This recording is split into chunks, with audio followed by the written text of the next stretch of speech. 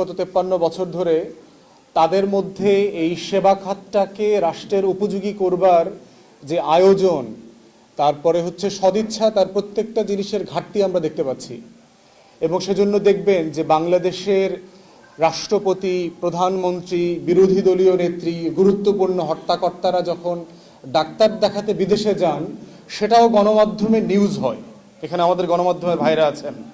সিঙ্গাপুরে চিকিৎসা করতে গেলেন অমুক তমুক, বাপের বাচ্চা, মায়ের বাচ্চা, অমুকের বাচ্চা, অমুক দলের অমুক সমুক, দেখবেন এগুলো লেখা আসে গণমাধ্যম। লজ্জা লাগে না বাংলাদেশের রাষ্ট্রের যারা রাজনীতি করে যে এই দেশের নাগরিক হয়েছে আর এক দেশে ট্রিটমেন্ট নিতে যায়, সেটা আবার গণমাধ্যমে জানায়া যায়।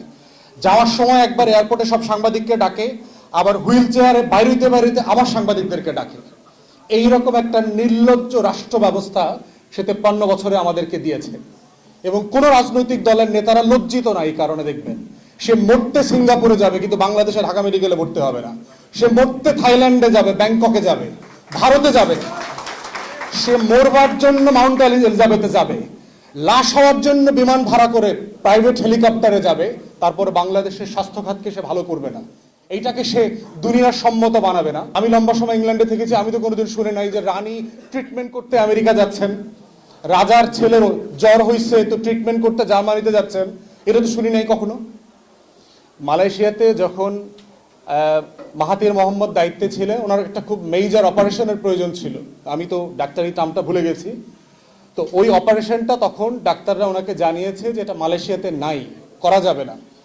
এটা করতে হলে ওনাকে নিয়ারেস্ট সিঙ্গাপুরে যেতে হবে, তা না হলে জার্মানিতে যেতে হবে। তো মাহাথির মোহাম্মদ এটা শুনে টুনে বলেছে যে আমি মরতে কোনো দেশে যেতে রাজি না। উনি রাষ্ট্রকে, ওখানকার যে স্বাস্থ্য মন্ত্রণালয়ের দায়িত্বে ছিলেন, তাদেরকে বলেছেন যে তুমি এরকম একটা ইউনিট আগামী 2 সপ্তাহের ভিতরে মালয়েশিয়াতে সেট করবা। যত টাকা লাগে, যত দেশের যত ডাক্তার আর মেশিনারি লাগে, সেগুলা নিয়ে আইসা এই ট্রিটমেন্টটা শুধু মালয়েশিয়াতে আমার হবে না, আমার মতো এই রোগের চিকিৎসা আরও যাদের যাদের করতে হবে নাগরিকদের, তাদের প্রত্যেকের জন্য এটা করতে হবে। অতএব এই হচ্ছে স্টেটসম্যানশিপ, যে রাষ্ট্র পরিচালনা করতে যে মেরুদণ্ড লাগে, গাটস লাগে, এইটা 53 বছরে বাংলাদেশের রাজনীতিবিদদের কাছ থেকে আমরা দেখি নাই। এবং না হওয়ার কারণে কি হয়েছে, আপনাদের মতো মেধাবী মানুষদেরকে আজকে হাসপাতাল ফেলে এই অসুস্থ রাষ্ট্রের চিকিৎসা করতে প্রেস ক্লাবে আসতে হয়েছে। এটাই হচ্ছে এই রাষ্ট্রের লজ্জা।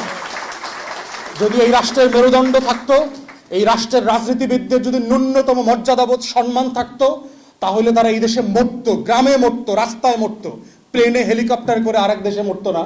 আর দেশের সবচেয়ে গুরুত্বপূর্ণ প্রফেশনালদেরকে এএনইর সার্ভিস থেকে ডেকে এনে রাষ্ট্রের চিকিৎসা এবং প্রতিবাদ করবার জন্য প্রেস ক্লাবে আজকে শত শত হিসাবে হাজির হইতে হইতো না। এটা রাষ্ট্রের জন্য খুবই লজ্জাজনক।